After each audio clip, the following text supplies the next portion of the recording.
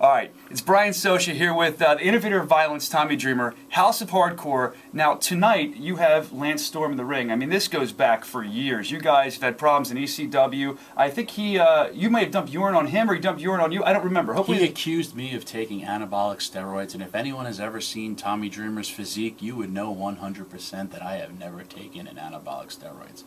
Unless it was legal at the time, and I was probably 18. But, however, yeah, we did... we had a great feud, and I'm wrestling him tonight. I got Terry Funk in the corner. We're going to kind of go, that's going to be the nostalgic, old timers day, ECW-esque type of match, to have Terry Funk in my corner, and I'm not going to go out there and just say I hate Lance Storm. I love Lance Storm. He's a great human being. He's an amazing wrestler. We're kind of have been together since 1994, 95. That I've just known him, and he's going to go out there and do his job of make you hate him, because he's a Canadian, and we all hate you Canadians, and we love us hardcore extreme guys, and he's, at the end, we're probably going to hug it out and bro hug, and just, again, we're going to have a really good match. Hold on, Terry Funk. What about they call it the Terry Funk factor? Terry Funk, even if you say, Terry, chill out, just watch the match, he's going to want to get involved somehow. I mean, when he was 50 years old, he was doing moonsaults into the crowd at the ECW arena. He is going to be 69 years old on Sunday. Really? Wow. Yes, we're having a lot of birthday parties. Sandman is 50. Really? Yeah, he looks horrible. He I died many times. He actually has died 3 times in his life.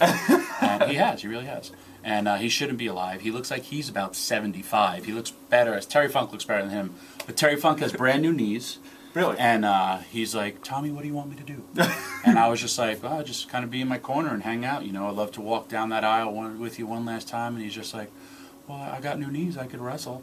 And I was like, I don't want you to destroy your new knees, Terry. And he's like, no. Let me do Flair's there. I don't like Flair. Me and Flair. You're trying to get his match. And seriously, he's a senior citizen. He's, again, going to be 69 years old. And I'm like, are these two old guys, going to go really fight? Am I going to be, pulling apart? And Terry Funk, I wrestled him just once, and it was about 2.5, 3 years ago. He hit me harder than any man I've ever hit. Really? Has ever hit me. Yeah. And that's coming from Tommy Dreamer, so he's been hit by a lot of people. Yeah, and he was 64 maybe when doing this, and he was beating the hell out of me. He's the toughest man I've ever been in the ring with. His chest, I was hitting him as hard as I could, chopping him. Yeah. My hand was bleeding and hurt. His chest is like this gross, leathery baseball mitt, canvas. Dude, I don't recommend. I would never want to face Terry Funk in his prime, because he would destroy me. Well, I got to say, hopefully we see Terry Funk back a lot more times in Philly. But look, he's getting older, and you brought him in, and I think a lot of fans are excited about this. So this could be one of the last times to see Terry Funk in Philly, because I don't know how much he's traveling anymore. Yeah, he's. It's funny. We have someone asked me to do. He's wrestling Mil Mascaras in Mexico on Friday coming up. Yeah, Mil Mascaras 70-something. 2 Hall of Famers. That's the best part about wrestling. It's unlike baseball where. Let's say I'm in Philly. Greg Lazinski, the big, he wants to come in and be like, hey, you know what, I want to pinch hit for the pitcher today. I'm like, no, Greg, because you're in your 50s, 60s. But in wrestling, you can still do that. It's great. But he's wrestling Mil Mascaras on a Friday in Mexico. Saturday we have off, and then we have another show Sunday somewhere in Texas. And on that Saturday, I'm flying up to Buffalo and then flying back down to Texas. And the guy wants Terry to do it. And I call him up, and Terry's like, Dreamer, are you kidding me? He's like, that flight alone would kill me. He's like, I'm not a young man anymore. I was like, you're wrestling Friday and Sunday. You can't. He goes, I can't fly this, that. He goes, I'm going to be 70. I'm like, all right. And then he's like, how much money are they going to pay? Ed Corey's still a wrestler. He's like, I'll let you know. Yeah. Is it true, this is something deviating totally off what you're talking about, but Terry Funk, I once heard that he flew a flight with a tombstone. He bought a ticket for a tombstone. I think it was Dusty or Flair or something, and just so people would talk about that. Did you ever hear that story? Listen, you could watch on YouTube. Terry Funk was a trendsetter. If you think about The Rock, the first actor, wrestler, was Terry Funk. It's true. Roadhouse, Paradise Alley. Terry Funk was the one who gave Hulk Hogan a call to tell him to call Vince McMahon to start Hulkamania. Terry Funk has done more. He helped start Ted DiBiase. He's been in this business at birth. Yeah. And he's done more for this business, again, doing moonsaults into the crowd, changing his style. everyone says he was one of the greatest wrestlers of all time. And when he was the champion in the NWA, that's when you were the best. Yeah. You know, it was all these different promoters. They deemed you the best in the world.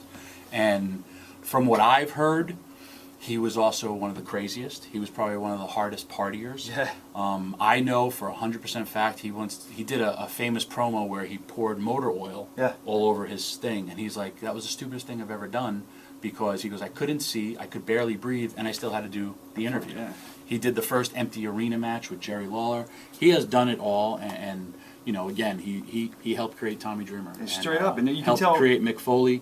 You guys all have respect for him. I can tell that Terry Funk, everyone has respect for him. And it's not like, oh, I'm just saying it because he's been around. You guys really have respect for him. 100%. And I think that's cool because he's going to be there. You got a loaded card, houseofhardcore.net.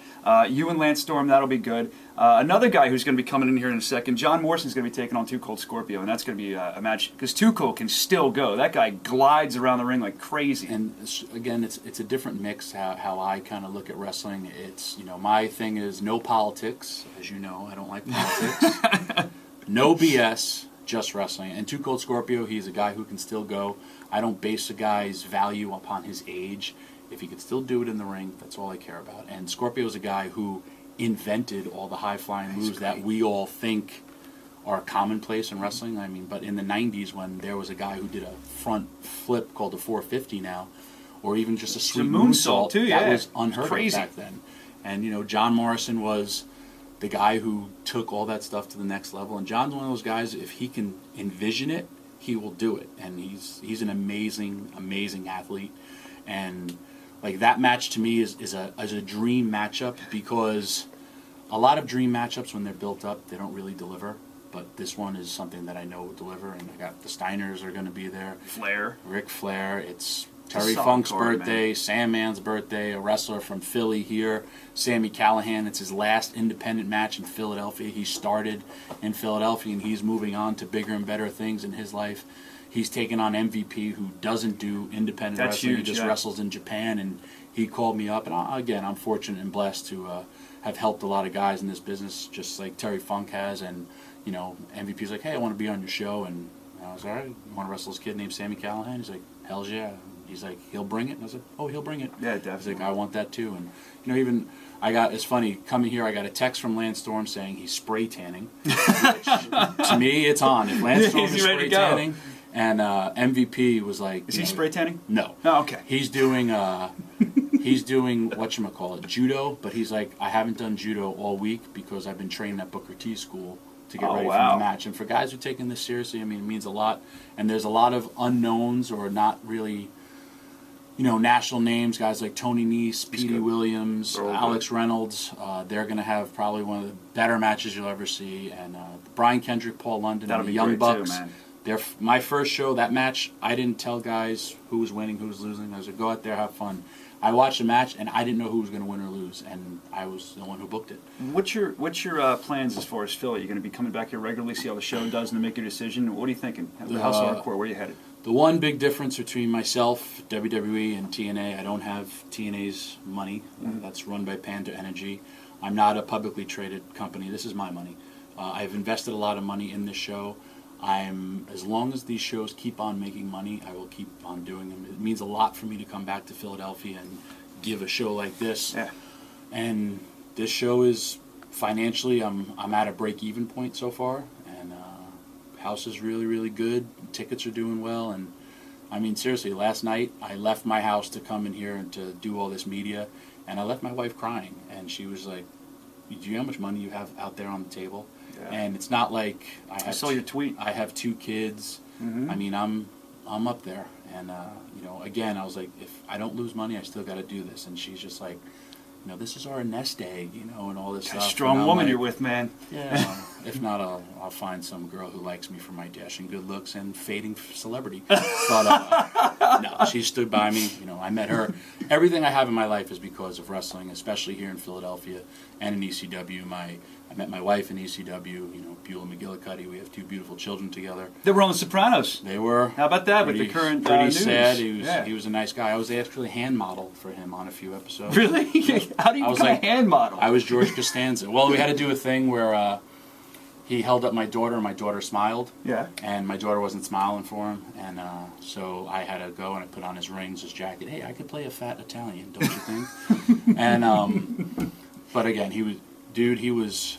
I cannot say I know him. I met him 3 or 4 times, and my wife was a lot on set with him, and you could totally tell he loved being a dad. I feel so bad for his kids. I know he has a little kid, but his son, another big wrestling fan, they were just at WrestleMania. Wow. He was a great, would buy stuff for my kids. That's awesome. And treated my wife, who was basically just there to babysit my kids on set. Like, he was cool. That's all you can ask for, man. Yep. Last thing I want to get to, because I've just been wondering about this for years. Well, a couple things. T.D. Madison, that's when you started your career, correct?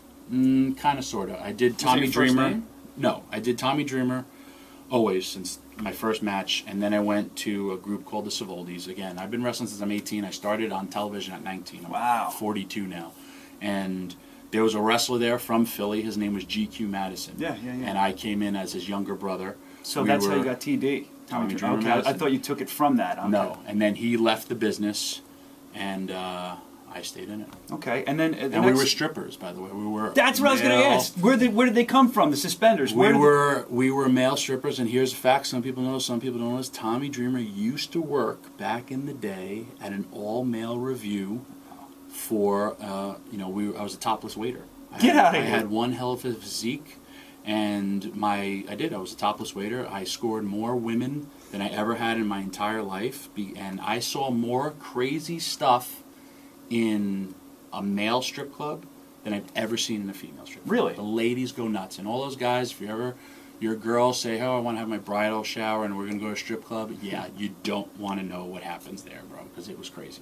But it was kind of cool because also, I was young, but they let regular people, the guys come in at like midnight, and the thing started like at 8, so all the girls would already be drunk and ready to go. And wow, I was one of the first guys to oblige, and I've had a great run, especially here in Philadelphia.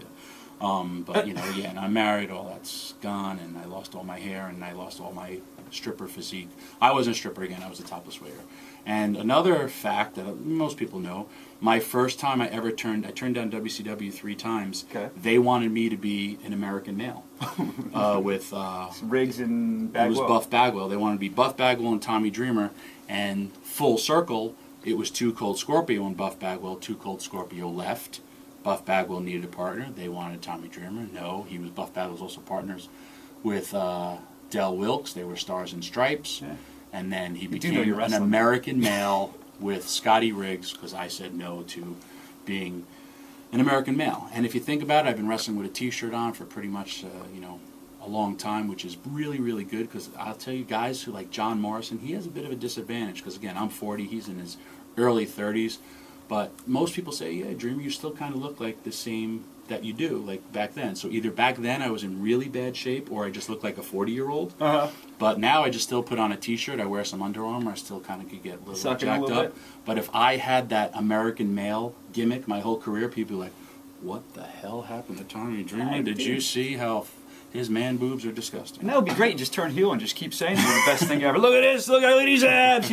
Speaking of, I want to bring him in real quick. You stay here for a second. John Morrison, come on. I didn't even know he was here. I was saying nice things. He just walked in. John, I just got done in the bathroom, guys. What's up? How's it going, John? Just fixing the hair in the mirror. Just real quick, and then what did I miss? I was talking about nice things about you. I was promoting your DVD. We're going to have an ab off. I'm having an ab off with you. You said he has better abs than you before. Well, I know Tommy's been doing a whole bunch of movies, so he might have an ab stunt guy or something. Yeah, I do. Is it?